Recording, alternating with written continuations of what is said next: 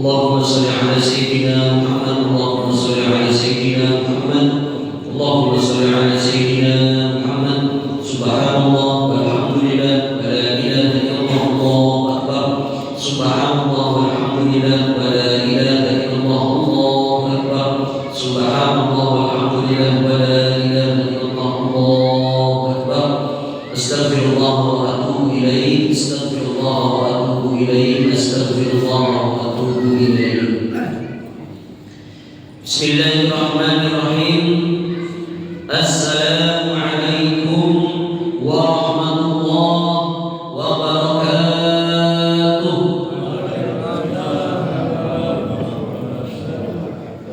الحمد لله رب العالمين وبه نستعين على أمور الدنيا والدين الصلاة والسلام على أشرف الأنبياء والمرسلين سيدنا ومولانا محمد وعلى آله وصحبه أجمعين اللهم علمنا ما ينفعنا وانفعنا بما علمتنا إنك أنت العليم الحكيم اللهم فقهنا في الدين وعلمنا تأويل اللهم زدنا علما وارزقنا فهما اللهم افتح لنا فتوح العارفين اللهم سهل أمورنا وأمور الوالدين اللهم يسر أمورنا من زيارة مكة والمدينة رب اشرح لي صدري ويسر لي أمري واحلل عقدة من لساني يفقهوا قولي قال المصنف رحمه الله تعالى ونفعنا به وبعلمه في دارين آمين يا رب العالمين. Berkata pengarang kitab Riyadhus Shalihin Imam Muhyiddin Abu Zakaria Yahya bin Syaraf Al-Imam An-Nawawi wa bihi wa ilaihi dengan sanadnya sampai ke hadis ke-227. Kita baca dulu hadis ke-226 dengan cepat, mengulang pelajaran kemarin sedikit. Atau hadis kelima dari bab yang kita baca sekarang, bab 27. Wa bihi wa ilaihi sampai sanadnya ke Aisyah radhiyallahu anha, istri Nabi, sahabat Nabi yang meriwayatkan hadis paling banyak nomor 2 setelah Abu Hurairah radhiyallahu anha. Allah meridhai Aisyah. Qalat, Aisyah berkata, qadiman nasun minal a'rab, datang seseorang minal a'rab dari suku Badui ala Rasulillah sallallahu alaihi wasallam. Beliau mendatangi baginda Nabi Muhammad sallallahu alaihi wasallam. Faqalu, orang Badui ini menyambat, bilang, ngomong, atuqabbiluna sibyanakum, apakah kalian mencium anak-anak kalian, mencium anak cucu kalian? Faqala Nabi bersabda, na'am, tentu, of course, atau bahasanya sure, tentu, kata Nabi, pastilah. Qalu, orang Badui tadi berkata, lakinna wallahi, nah ada kata-kata wallahi. Ini orang Badui ini sudah berpandir keras lawan Nabi, gancang. Kenapa kayak itu Pak Ustaz? Memang kayak itu Pak, wataknya orang Arab. Kenapa dia samakan lawan watak-watak orang Banjarbaru nih? Jadi tapi jamaah sini kada terkajutan. Rupanya ada sudah yang umroh di sini banyak, jumpa orang Arab pun pada lagi terkajut. Assalamualaikum. Muriah.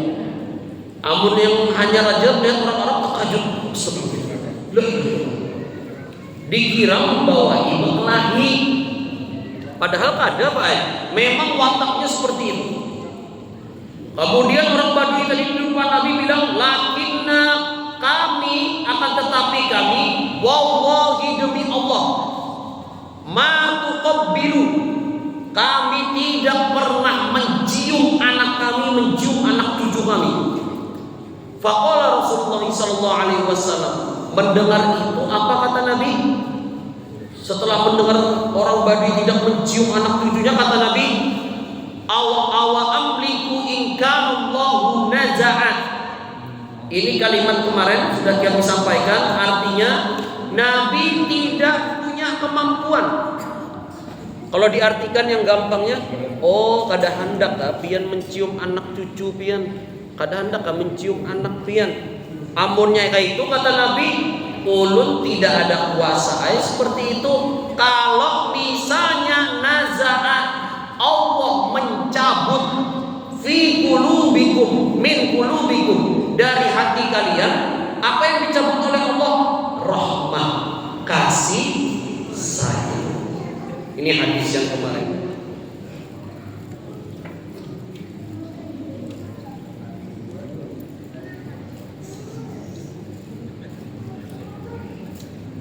Cucu atau anak? Cucu. Pernah dicium bayi? Pernah. Dulu pas bayi, pas halus. Sekarang masih dicium bayi. Diberi duit juga. Alhamdulillah. Berarti di sini hadis Nabi ada hubungannya antara sifat kasih sayang seorang makhluk dengan mencintai anak cucu. Kalau masih umur-umur seperti ini, umur-umur yang halus, apalagi anaknya lakian, usahakan biar cium baik. Karena kalau sudah balik, rata-rata anak laki-laki dengan ayahnya bepandir jarang sudah. Bujur atau bujur? Bujurnya bujur banget. Laki-laki tidak bercerita, laki-laki tidak bercerita. Berarti kita ini mencium anak cucu itu akan bentuk kasih sayang, Pak. Soalnya kenapa Nabi seperti ini? Karena watak orang Arab Badui itu keras. Jadi jangan terkejut yang sama berarti Pak Ustadz lawan tetangga ulun tuh. Mukanya tuh pada suah senyum. Wah, lawan anaknya gini, pada suah begayaan. Memang seperti itu watak orang beda-beda. Mungkin watak bapak yang ikut suku Bani Arab mungkin. Tapi jangan sampai kita tidak berkasih sayang dengan anak cucu. Tapi perlu diingat, yang dicium yaitu anak cucu sendiri. Sedangkan orang tetangga, orang lain jangan, itu urusan kainya, urusan bapaknya, urusan mamanya. Ya. Karena zaman sekarang pun hati-hati juga Pak Epian bisi anak, bisi cucu. Kalau pina ada yang mencium, hati-hati. Bisa jadi yang mencium nilai keluarga ternyata apa? Punya kelainan. Na'udzubillah min. Berarti bapak-bapak, ibu-ibu yang masih punya sifat keras, kita doakan semoga hatinya lunak dan mulai menerapkan kasih sayang seperti kasih sayang baginda Nabi Muhammad SAW. 3 hadis yang kita baca semuanya sama tentang sifat rahim. Lanjut hadis ke-6 227. An Jabir, dari Jabir radhiyallahu bin Abdillah radhiyallahu anhu, dari Jarir bin Abdillah radhiyallahu anhu, Allah meridhoi keduanya, Jarir dan juga Abdullah. Qala Rasulullah sallallahu alaihi wasallam. Belum mencek dulu jamaah. Oh, di tangan pisang goreng habis dah. Fokus nanti. Maunya habis di tangannya antara 2 jam kemungkinan 3. Yang pertama kurang, kemudian kenyang, yang ketiga ngantuk. Tapi insyaallah fokus semua. Bisa? Bisa. Allahumma shalli ala sayyidina Muhammad. Qala Rasulullah sallallahu alaihi wasallam, baginda Nabi bersabda, apa kata Nabi? Man la yarham, siapa yang tidak punya sifat rahmah, kasih sayang, sifat sayang, an-nasa, kepada manusia umum, siapapun itu, mau keluarga, mau tetangga, siapapun itu, sanak family, semua manusia secara umum. Siapa yang tidak punya sifat rahim ini, la yarhamullah, maka dia tidak akan disayangi oleh Allah Subhanahu wa taala. Simpel kaidahnya. Yang tidak punya cinta kepada manusia, kepada makhluk, tidak punya sifat kasih sayang kepada makhluk, berarti dia tidak disayangi oleh Allah Subhanahu wa taala. Pertanyaannya adalah, 4 hadis ini sebelumnya membahas tentang rahim, sifat kasih sayang. Apa itu sifat kasih sayang? Dibahas cuma artinya belum diartikan sifat kasih sayang itu. Ternyata sifat kasih sayang itu, Bapak Ibu, artinya adalah memposisikan orang lain sebagai diri sendiri. Ulangi, memposisikan orang lain sebagai diri sendiri, itu sifat sayang baik, sifat rahmah. Contoh, ulun tidak mengambil contoh orang lain dulu, ustadznya jadikan contoh supaya adil.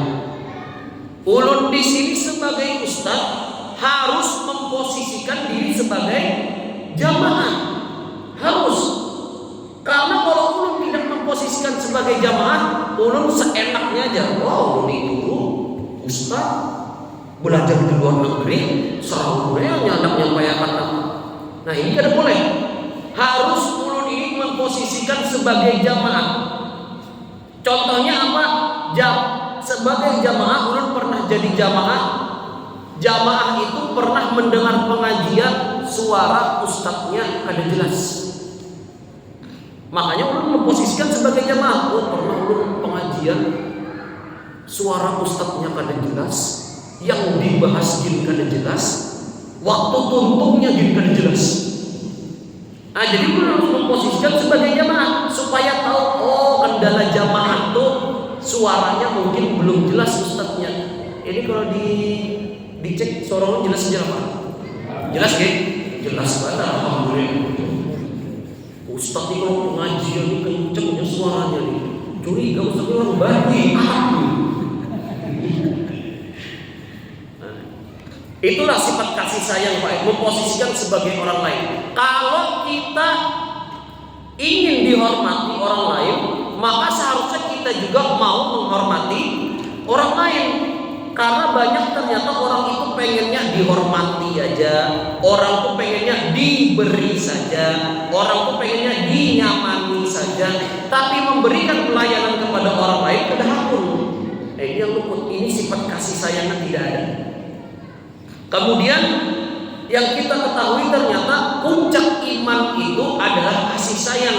Itulah mengapa dalam Al-Quran itu Allah mengajarkan dalam ayat pertama, Bismillahirrahmanirrahim. Sifat kasih sayang harus kita punya ini.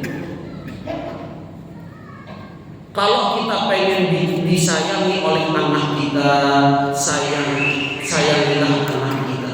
Kalau kita pengen disayangi oleh cucu kita, sayangi cucu kita. Kalau kita pengen disayangi oleh istri, sayangi istri dia. Jangan istri orang disayangi. Ini terbalik malahan. Puncak dari iman itu kasih sayang. Jangan kaget Pak, jamaah Ratu Elo, bapak-bapak Ratu Elo diundang acara yasinan di komplek ini diundang pagi ini. Tuh habis sebaik bisa pulangkan ke sana. Apa yang dibaca Pak? Yasin, tahlil, doa Allah. Setelah selesai, apa yang dibaca? Ya Rabbi bil Mustafa balik maqasidana waghfir lana ma madha ya wasi'al karami. Kemudian doa ya arhamar rahimi ya arhamar rahimi ya arhamar rahimi farid ala muslimin. Ya arhamar rahimi sifat kasih sayang. Dari kalimat ya arhamar rahimin ya arhamar rahimin farid ala muslimin, bentuk kasih sayang itu adalah farij alal muslimin, mendoakan saudara kita yang beriman.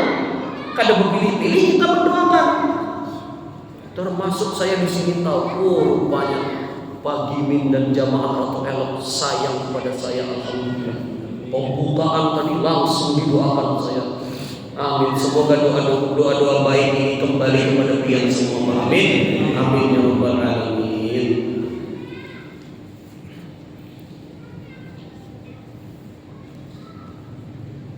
Ada pertanyaan sebelum lanjut? Kita ini berkasih sayang Pak kepada umat Islam, kepada semua makhluk.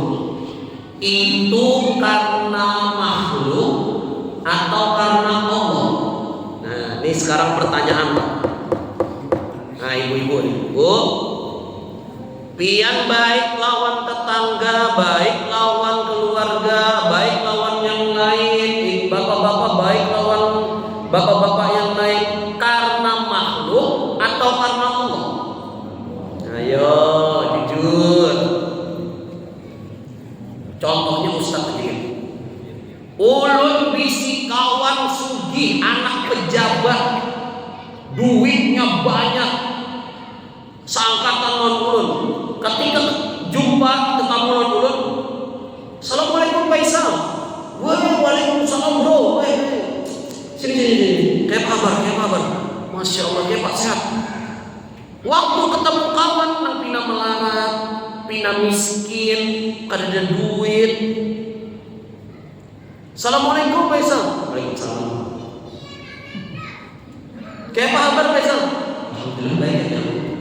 Nah, berarti kita ini baik ini karena makhluk atau karena Allah Pak? Ayo dipikir-pikir lagi Pak. Alhamdulillah, ini jujur jemaah sini Pak. Karena Allah Subhanahu wa taala. Karena Allah berarti pian kasih sayang berperilaku kepada orang lain, melayani orang lain, jangan pilih-pilih. Ini kadang berpilih-pilih Pak. Lain jamaah sini pakai jamaah kompleks sana tuh, terjauh sedikit di Banjarbaru juga ada orangnya. Itu kalau misalnya anak pejabat, anak wali kota, gubernur, masya Allah siapa ini, kayak Pak ini. Tapi punya keluarganya, nang pina hidup pina susah. Assalamualaikum, waalaikumsalam. Kamu lah kesini, pasti lah minjem duit dia. Jadi mulai saat ini diatur, jangan sampai kita berbuat baik kepada orang lain karena makhluk, tapi niatkan karena Allah Subhanahu wa taala. Karena kalau kita cinta kepada orang lain, mengasihi orang lain, berkasih sayang kepada orang lain, pasti Allah cinta kepada kita. Instruksi Pak Ustaz. Yang betul ini instruksi atau instruksi Pak? Instruksi pakai P. Instruksi Pak Ustaz. Kata Ustaz, kalau kita sayang kepada orang, Allah sayang juga kepada kita. Ada percaya Pak Ustaz? Itu ada di situ bos, gaji supirnya kada diberi, gaji babysitternya terlambat 3 bulan, orangnya sugih, sombong, tapi kekayaannya masya Allah Pak Ustaz, tajir melintir. Kenapa masih sugih Pak Ustaz? Padahal pembantunya ditendang semalam, anaknya menangis, pembantunya dibanting, gaji supir kada diunjuk, korupsi Pak Ustaz. Tapi kenapa kekayaannya makin banyak? Nah, inilah salahnya kita ini dalam pola pikir Pak. Islam itu datang bukan cuma melajari sholat, zakat, puasa. Islam itu datang untuk merubah pola pikir. Apa pola pikir itu Pak? Genset. Jujur Pak. Mindset. Nah, itu alhamdulillah dibujurakan Pak. Berarti kada mengantuk nih. Islam itu datang untuk merubah mindset kita yang sebelumnya orang itu dapat nikmat kalau duitnya banyak, dinarnya, dirhamnya banyak. Datang Islam, silahkan cari dinar dan dirham, tapi lihat dulu itu nikmat atau azab. Bagaimana menjadi nikmat kalau harta kita itu semakin mendekatkan kita kepada Allah Subhanahu wa taala. Tapi kalau semakin membuat lalai, naudzubillahi min dzalik, berarti itu azab. Azab yang ditunda oleh Allah Subhanahu wa taala namanya istidraj. Kebanyakan orang itu memandang, oh Allah sayangi orang itu, hartanya banyak, mobilnya 5, rumahnya tingkatnya 4, istrinya 2 aja. Tapi pas ada tetangga pina miskin, kada berduit, rumahnya pina jabuk, oh ini azab oleh Allah. Kata siapa? Inilah sudut pandang yang harus kita ubah. Sudut pandang tidak menyepelekan atau tidak merendahkan orang lain. Muttafaqun alaih. Hadis ini ada di dalam Imam Bukhari dan Imam Muslim. Hadis selanjutnya hadis ke-228, dan ini hadis favorit seluruh jamaah Masjid Hajar Ratna Syuhada. Seperti apa isi hadisnya? Kita baca. Saya yakin ibu-ibu, bapak-bapak suka hadis ini. Wa an Abi Hurairah radhiyallahu anhu, dari Abu Hurairah radhiyallahu anhu, anna Rasulullah sallallahu alaihi wasallam, baginda Nabi Muhammad sallallahu alaihi wasallam bersabda. Apa kata Nabi? Ustadznya minum dulu Pak lah. Haus.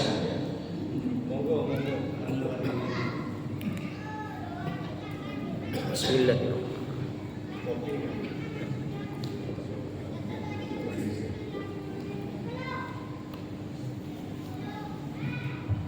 Pisang gorengnya Pak Ustadz?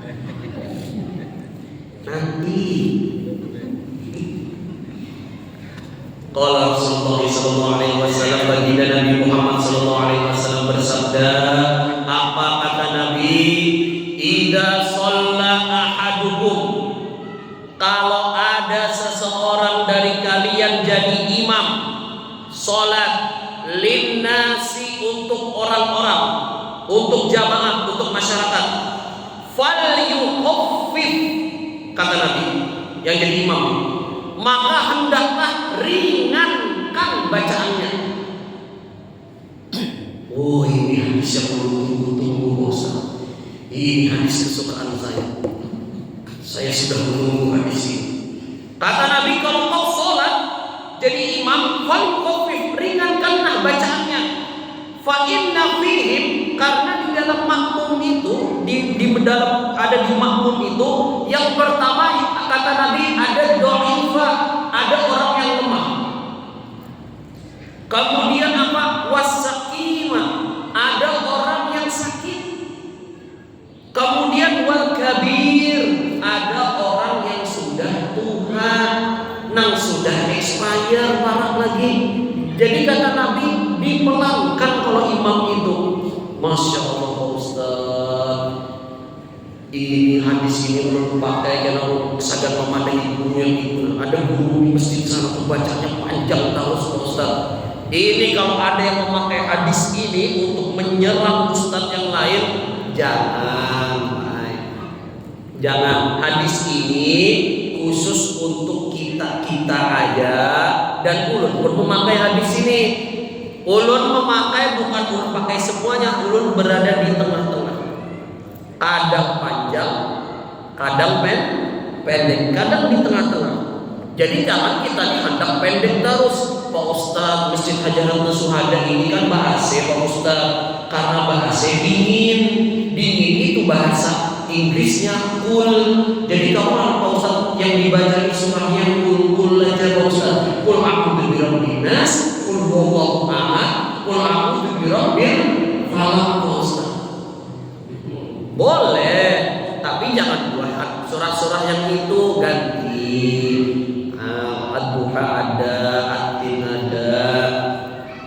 Belum selesai.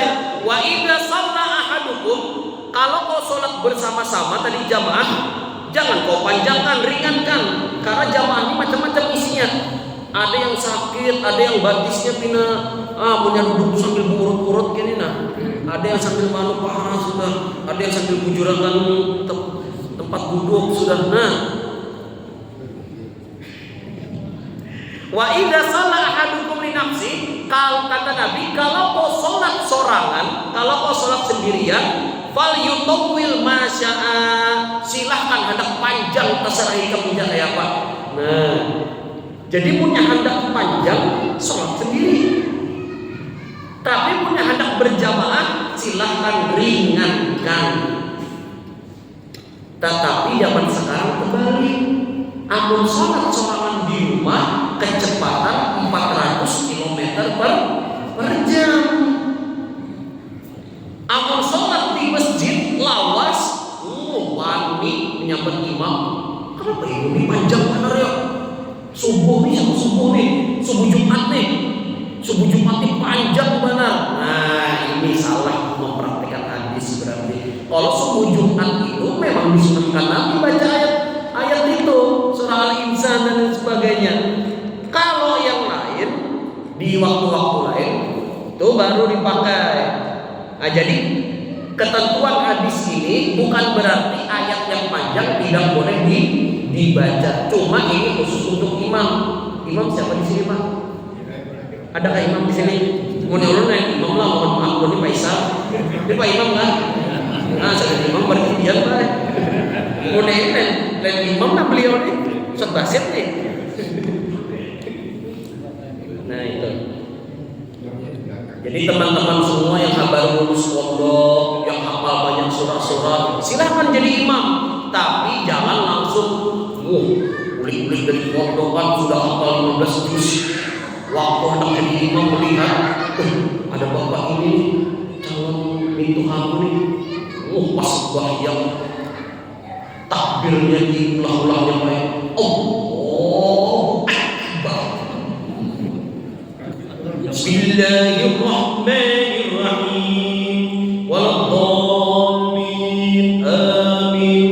Langsung karena hafal 15, 20, 25 juz langsung di tengah ayat. A'udzubillahi minasyaitonirrajim. Wa ma lali Pak. Kada ingat wa ma apa lanjutannya nih? Wa ma makmum hendak menyambung wa ma apa di Quran banyak wa ma baik. Wa ma jadi 3 kali ulang-ulang wa ma ada tahu akhirnya kanakan di belakang menyambut kul huwa aja. Kul huwa aja ya sudah. Diganti kul huwa ahad. Berarti kalau sholat berjamaah hendaklah diringankan. Ini hadis khusus untuk ulun pesan, melihat kondisi jamaah, melihat rambut pina putih bang sudah. Berarti jangan dipanjangkan. Kalau pengen panjang, silakan sholat tahajud di rumah, cari surah yang panjang. Cuma untuk kalau mau yang panjang ada juga Pak. Masjid-masjid sini kan banyak yang panjang-panjang ayatnya. Silahkan sekali-kali, jangan yang pendek terus Pak. Sekali-kali jamaah cari imamnya bacaan yang panjang. Supaya apa? Supaya tajdid dunia, tajdid iman. Maksudnya apa? Kita coba-coba yang pendek, kita coba yang pendek juga kita coba. Nah yang pas umroh ini, pian-pian yang suah umroh, lain haji Pak lah. Punya haji ulun mendengar imamnya pendek membacanya. Yang pas umroh yang dibaca panjang kan pendek Pak imamnya Pak? Pendek juga. Alhamdulillah. Ada kawan nih kena imam-imam dibaca yang panjang. Tumbur jemaah. Allahumma shalli ala sayyidina Muhammad.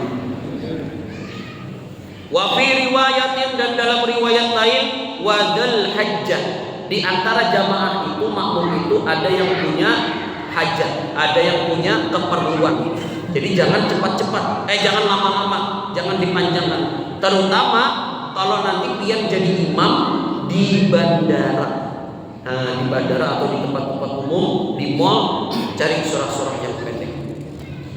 Hadis ke-229, wa an Aisyah radhiyallahu anha, dari Aisyah radhiyallahu anha qalat, beliau bersabda, In kana Rasulullah sallallahu alaihi wasallam, kata Aisyah, baginda Nabi Muhammad sallallahu alaihi wasallam, la yada'u. Ada kalimat la, la-nya pendek. Kalau la-nya panjang artinya tidak. Tetapi kalau la-nya pendek berarti ini huruf taukid, pasti, sungguh.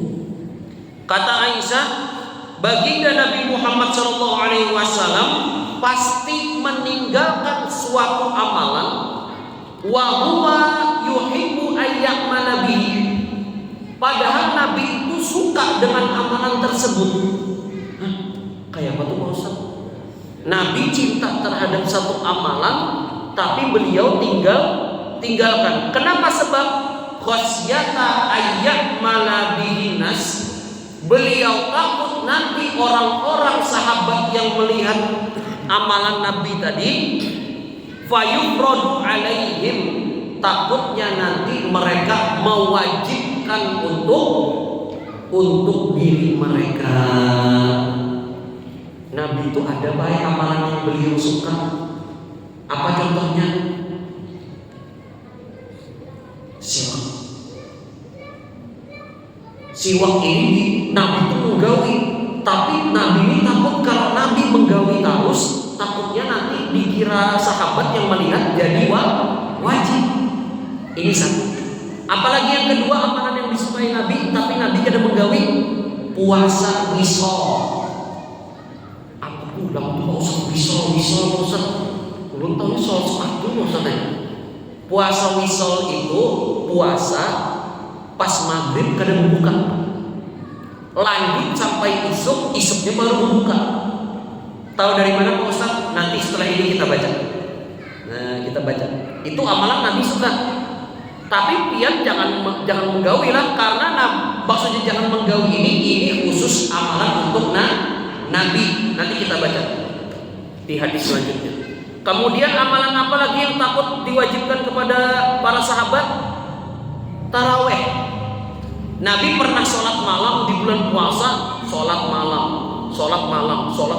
Setelah isya, sholat malam. Di hari kesekian harinya itu Nabi kada sholat lagi. Ditanya, kenapa wahai Nabi gak sholat lagi? Karena kata Nabi, takutnya kalian mengira sholat ini adalah wajib. Nah, takutnya jadi wajib. Kita lanjut ke hadis selanjutnya. Hadis ke-230, wa anha, dan sama dari Aisyah radhiyallahu anha. Qalat Aisyah berkata, nahahumun Nabi sallallahu alaihi wasallam, baginda Nabi Muhammad sallallahu alaihi wasallam melarang pian semuanya, melarang kita semuanya, melarang para sahabat anil wisol, dari puasa wisol. Apa itu puasa wisol Pak Ustaz? Ya tadi puasa ada berbuka, dipakai orang-orang wahid ini baik. Sadar apa?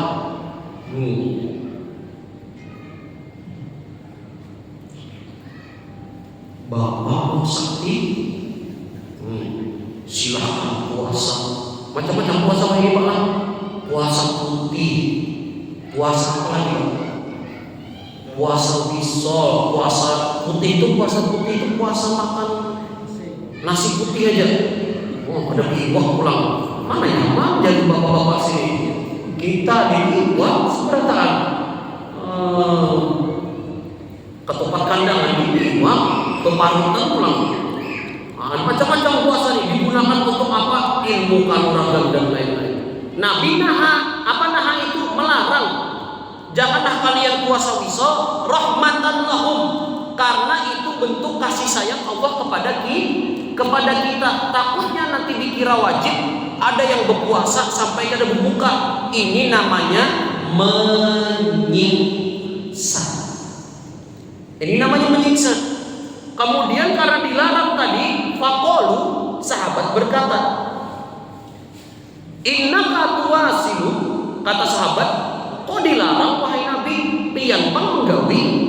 Nah, ini membuktikan apa Pak? Memberikan ilmu apa kepada kita?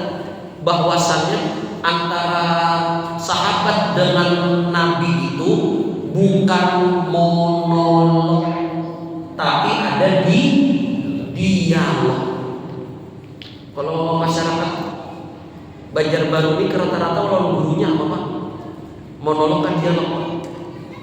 Monolog kan pokoknya apa yang jar guru inggih guru. Hendak betakun belum paham tadi hendak betakun dihantam lawan kawannya di sebelah. Aduh satakun-takun. Waktu tuh nakena panjang pulang ya. Hendak betakun harus betakun-takun kada beadab aja. Nah dikira betakun lawan ustaz tuh kada beadab, padahal sahabat itu sama Nabi dia ada di dialog.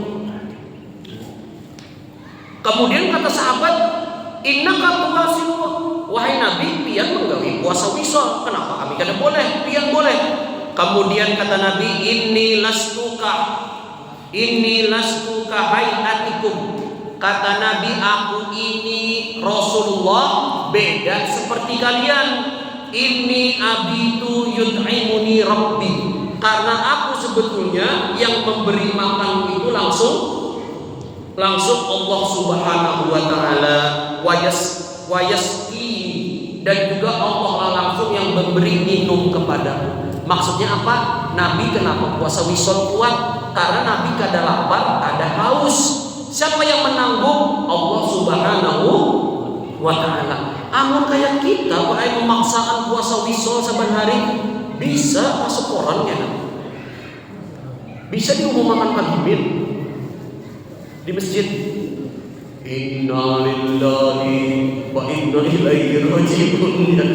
Nah, maksudnya apa? Silahkan berpuasa, tapi jangan berpuasa ibadah yang berlebih-lebihan. Kalaupun Nabi mengerjakan amalan ini khusus bagi Nabi Muhammad sallallahu alaihi wasallam. Muttafaqun alaihi. Hadis ini ada dalam Imam Bukhari dan Imam Muslim. Satu hadis lagi boleh Pak? Sudah masuk waktu Isya. Bismillahirrahmanirrahim. Hadis ke-10, hadis ke-231. Wa an Abi Qatadah Al-Haris bin Rib'i, dari Abu Qatadah, nama beliau Haris bin Rib'i radhiyallahu anhu, Allah meridai sahabat Haris, Abu Qatadah. Qala, Haris berkata, qala Rasulullah sallallahu alaihi wasallam, baginda Nabi Muhammad sallallahu alaihi wasallam bersabda, apa kata Nabi? Inni la aqumu ila shalah. Kata Nabi, aku pasti mendirikan sholat. Dan ketika aku sholat berjamaah jadi imam di masyarakat dengan para sahabat, uridu an utawwila fiha. Kata Nabi, ulun hendak memanjangkan surah.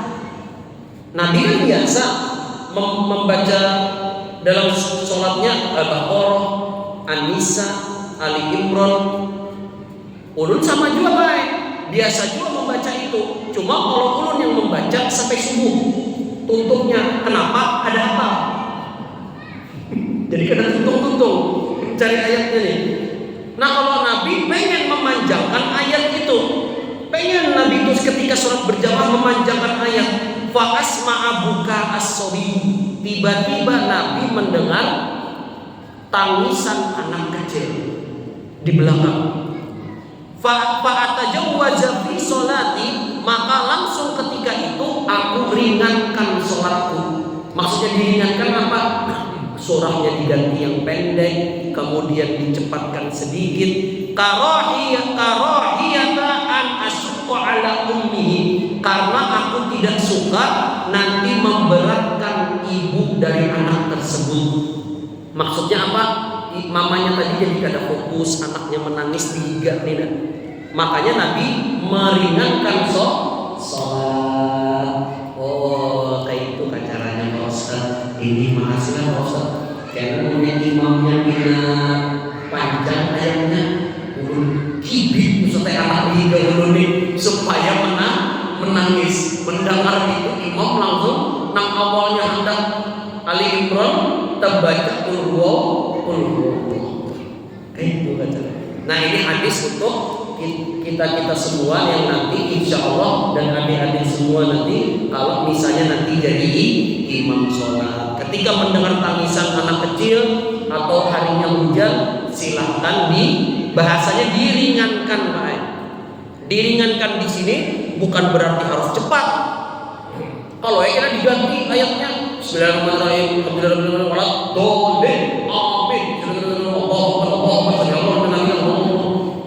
itu terawih di pulau sana lain meringankan itu. Nah, paham dia Pak? Jadi itu ketika seorang imam itu, Nabi itu pernah sholat pengen beliau panjangkan, mendengar tangisan anak kecil langsung sholat yang beliau ringankan. Kenapa? Karena Nabi tidak ingin memberatkan umat. Ini bentuk kasih sayang Nabi kepada umat. Rawahul Bukhari, hadis ini sahih riwayat Imam Bukhari. Kiranya sampai sini dulu pelajaran hadis kita. Alhamdulillah hari ini kita membaca 1, 2, 3, 4, 5 hadis. Alhamdulillah. Terakhir, ulun sekali lagi Pak minta doa dari kalian semua, karena doa ulun ini belum pasti dikabulkan oleh Allah. Sedangkan doa kalian ulun yakin pasti dikabulkan oleh Allah Subhanahu wa taala. Jadi ulun minta doa semoga nanti umroh yang ulun lakukan diterima oleh Allah Subhanahu wa taala, berangkat dari sini selamat, kembali lagi dengan selamat. Dan juga yang mendoakan ulun dan semua jamaah Hilatul ini semuanya insya Allah bisa pergi umroh lagi tahun ini atau tahun depan. Amin. Amin ya rabbal alamin. Semoga Allah memberikan rahmat dan keberkahan bagi kita semua. Semoga Allah mengampuni dosa-dosa kita semua dan dosa kedua orang tua kita serta dosa-dosa anak cucu kita. Semoga Allah memberikan sifat kasih sayang kepada kita semua dan kepada seluruh manusia di muka bumi ini. Semoga Allah memberikan kita kemudahan untuk bisa mengamalkan dari semua ilmu yang telah kita pelajari. Subhanallahumma wa bihamdika asyhadu an la ilaha illa anta astaghfiruka wa atubu